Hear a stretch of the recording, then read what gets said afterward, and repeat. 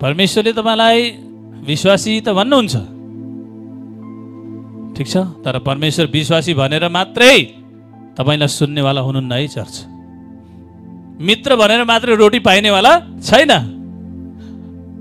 परिस्थितिले तल्लो छेउमा पुर्याएको एकदम जिरो मान्छे, गरिब, एकदम दयनीय, बिचारा कठैबाट अहो बिचारा बिचारा भनेर मात्रै सबै कुराबाट छुटकारा हुनेवाला छैन चर्च। मेरो स्पिरिचुअल फादरले भन्नुहुन्छ जे कुरा डिजर्भ गरेर पाउँछु भन्छौ नि, नपाउन पनि सक्छौ, तर जे कुराको लागि फाइट गर्छौ त्यो चाहिँ तिमीले स्योर पाउँछौ। सबले भनेछ हालेलुया। कति समयसम्म कठैबाट भन्ने तपाईलाई, कति समयसम्म तपाईलाई बिचारा भन्ने? आफ्नो चङ्गाईको लागि लड्नुहोस्। आमेन। आफ्नो छुटकाराको लागि लड्नुहोस्, आफै पनि लड्नुहोस्, आफै पनि भिड्नुहोस् त्यस कुराको लागि। परमेश्वर तपाईँको साथमा हुनुहुन्छ। सबले भनेछ हालेलुया। आफू पनि जोड लगाउनु।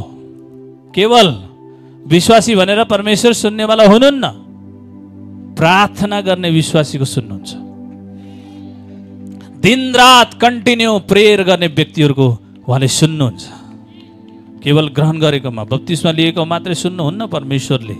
तपाईँले प्रार्थना नगरे पनि उहाँको दया तपाईँमाथि छ, उहाँको अनुग्रह छ। परमेश्वर कति कुरा त त्यसै पनि दिनुहुन्छ, तर जो कुरा एक्स्ट्रा चाहिएको छ त्यसलाई एक्स्ट्रा एफोर्ट लगाउन तपाईँलाई जरुरी छ। सबले भनेछ हालेलुया।